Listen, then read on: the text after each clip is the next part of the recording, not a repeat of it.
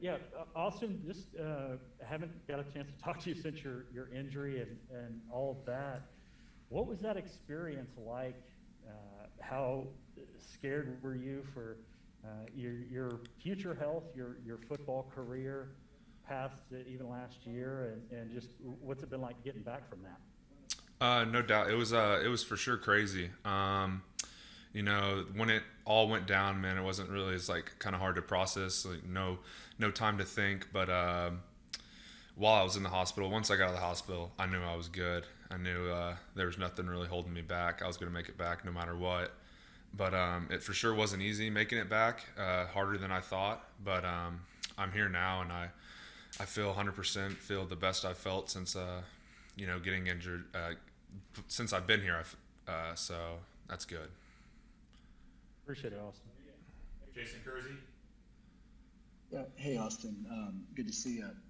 I'm wondering, something that traumatic, that when you go through it, was the physical recovery harder or was the mental recovery harder for you after going through something like Yeah, both of them were really hard. From the physical side, it kind of goes into, well, no one's really had that injury since no one really does have that injury, strep infection. So they didn't really know. It was kind of like up in the air. How you feeling today? Like I go in, how you feeling today? Depending on how I'm feeling, do I go? Do I not go? But Chris and them did an unbelievable job. Chris Watson and the whole medical staff did an unbelievable job getting me back. And that from the physical side, it was hard.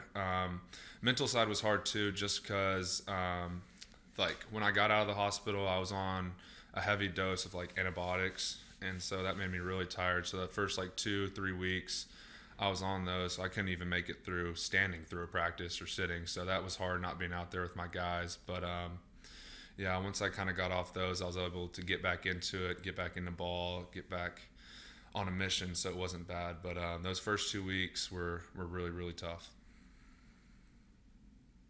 John Hoover. Austin, hey, thanks for doing this. Can you offer some insight on the newcomers, the freshmen, guys that are still showing up, I guess showed up in the summer, how advanced this 2021 class is, and maybe some guys who've made some plays that just really jump out at you as a junior now on this team? No, for sure. They've come in and they've been to work. They've gone to work as expected. They're doing really good. Guys that jump out are Danny Stutzman. He's a really good player, really good linebacker out of Florida. And Caleb Williams has done awesome, knowing the plays, kind of has taken like the mental approach to the game, not as physical. And it's like you don't see that often with young guys. And so he's gonna be a really good player one day. You have a freshman at quarterback, everybody gets scared. He seems like a different kind of person. No doubt.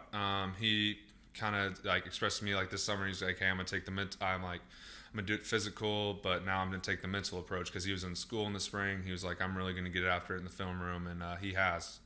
He's in the film room almost every day, just studying the game. He goes in there with me, like he goes in there with me just to see what I'm getting taught, what I'm thinking on routes, and like we kind of bounce ideas off each other's heads. So. It's Austin. Chandler Engelbrecht. Hey Austin, just wanted to ask about JoJo and Finley. What's it been like playing under him this year since he came to the program back in January? Oh, it's great playing against Coach Finley. He's really technique oriented. He knows his technique. He's played the position. He really knows. It's different getting taught from a guy who's played that position. Like you get much more insight, and he really knows what he's talking about. He's a great coach, and so I'm excited to learn more from him this season. Thanks, man. Brandon Drum. Yeah, Austin, you talked about the mental and physical aspects of your recovery, but you said you had some ups and downs. Was there a time during your recovery that you thought, okay, now I'm kind of over it? Was there something you had to do to kind of get over the mental and physical aspect of it to help you through everything? There were for sure different. It's kind of crazy. There was for sure different like ups and downs. Going in, because I played in the Florida game, but going into the Florida game, the day after the Big 12 was like my first day, like running on routes or whatever, and Chris was like sending me through drills, and I thought I was doing terrible, but Chris was like, "You looked really good." I'm like, "There ain't no way it was looking good," but so he was like, "Yeah," he's like, "I think we have a shot to play in the Florida game," and that kind of gave me motivation. And then so going over Christmas break, I kind of got after it when I went home. I've got with some therapy down there, and then I think we played on a Wednesday, and I played, and on that Monday is like I called Coach Gundy. I was like, "Hey, Coach, can I?" Like, anytime I can play for this university, play the sport I love, I'm going to do it. So, but I didn't want to do that with hurting my team. So I was like, "Hey, Coach, like, can I go out there and can I help the team?" And he was like, "For sure. Like, we want you out there." So that's what the decision was, to play in that game. And then getting back to 100% after that, it was tough, ups and downs. But I'd say, like, start of the summer, I kind of, took a different approach with like knowing my body, not going into the gym, and just like I'd go into the gym and just like kill myself every day, but I couldn't do that. I had to be smarter with stretching and the drills I was doing. So this summer I kind of took a step back and figured out a plan is when I come back. And so I did that. And so that's I've taken that approach, and I've digged more deep into like stretching, Aldoa, and all that stuff. So that's really helped. Thanks, Austin. Lee Benson. Hey, Austin, not to make this more dramatic than maybe it is, because it sounds like you're doing great now, but did you ever feel like there's a time that maybe you weren't going to be able to play football again, or is everything happening so fast where that didn't even enter your mind? Man, everything was happening so fast. I know there was a point when I was in the hospital where they were saying, like, I got like, I think it was like 5 MRIs, like back-to-back days, like 2 a day. So, and then they were trying to see something in my quad that would run out, but I got it out eventually. So if they would had to go in there, then they said it wouldn't have been good. But it kind of happened so fast, I was kind of a little bit out of it. So once I was out of the hospital, I was very, very, very grateful. And well, that's great news. Do you view the game of football any differently now than you did going into the season last year? No doubt. I mean, when you're gone, you don't love something until you know it's gone, till it's gone. So just like very much more grateful. Kind of taught me a lot on the mental side of the game. I was able to take a step back and look what I've done, how I get there, and just making it back. Just because I know how hard it was to make it back, it wasn't easy. And so now that I've made it back, I know nothing's stopping me now. Let's go to James Hale. Spencer just said he thought you've never looked better. So that's pretty cool for you. So as you went through summer, did you feel like you were back to yourself? And how hard was it till you put your weight back on? Because you had some dramatic weight loss, didn't you, when you went through this? And some of us can put on weight more than we need to, but I mean, was it hard to get the good weight back on? Yeah, it was. When I came out of the hospital, I didn't immediately weigh. Like, when I came out of the hospital, I was just like, I was way too scared to get on that scale. I knew it wasn't good. So I waited about 2 weeks after that, and I was down to about, I think it was like 35 pounds then. And so yeah, it wasn't good. Once I got off those antibiotics, I was able to start putting some weight back on.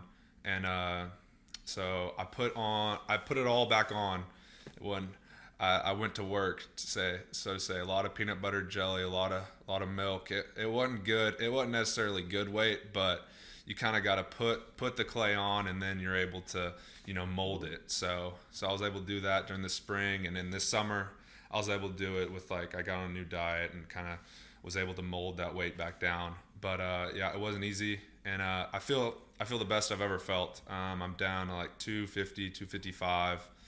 Moving really good, leaned out, and so this is the best I've ever felt. I'm curious too. Your position's really thin. I mean, you have you and Brady. You have Hall. All you guys are going to have to be so versatile.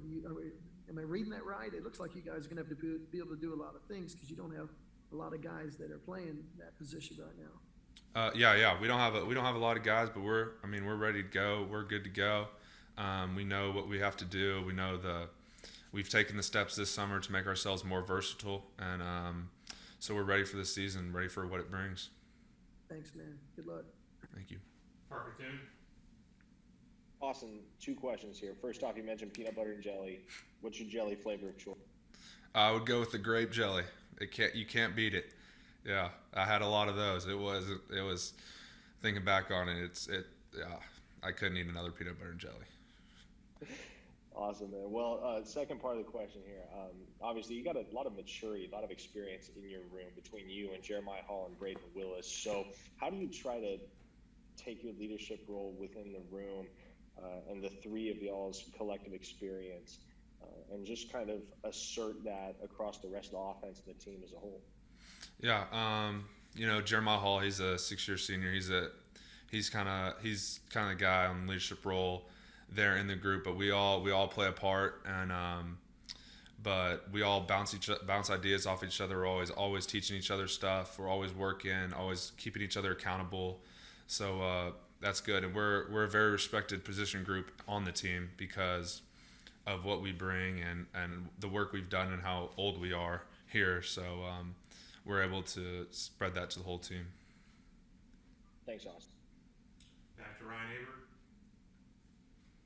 Yeah, Austin, going back to what happened to you last year, what was your first indication, whether it be the way you were feeling, a test, whatever, that this was more than just a routine injury?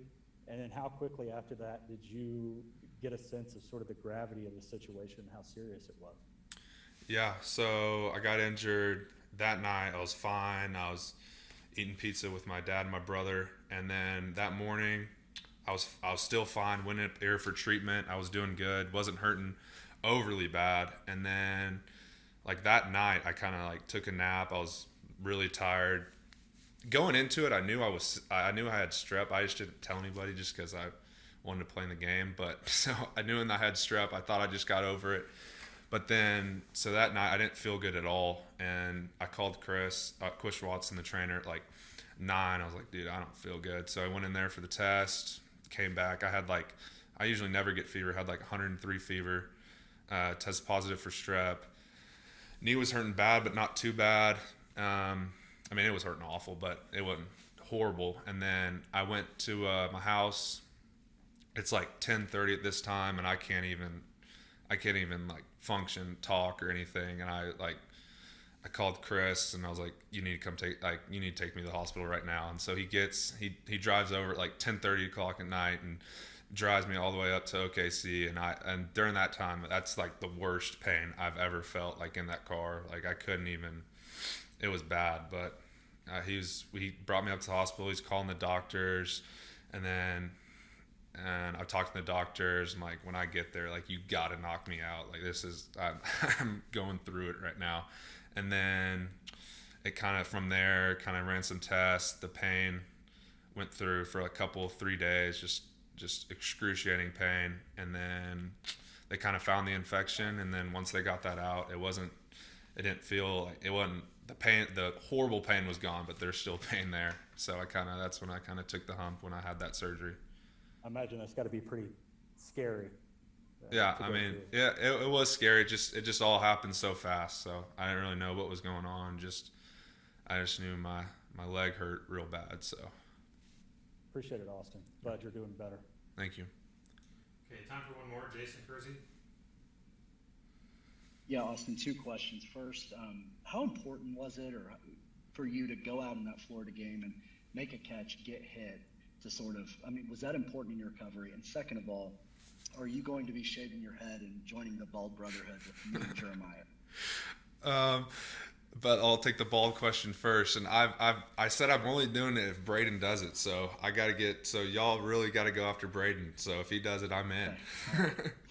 And to the Florida game, it was very important. It was important for me to make it back, just to show myself that, like, hey, I've been through this. Like, I know how far I was down, how much I was down, and people that I might be out of the game forever, but hey, watch this. I'm gonna make it back for the Florida game, and I'm gonna play in there. And it just showed me, like, regardless of what happens, like, I got some fight in me. Like, I came out of the hospital, I couldn't even do it. Like, I remember my first workout with Coach Wiley. Like, I could barely do a push-up. And but just see that transformation and me being able to make it back, it meant the world. So Thanks a lot, Austin. yeah. Okay, that's all our time today. That's it for the offense. Thanks, everybody. All right. Thank y'all. Thanks, Austin.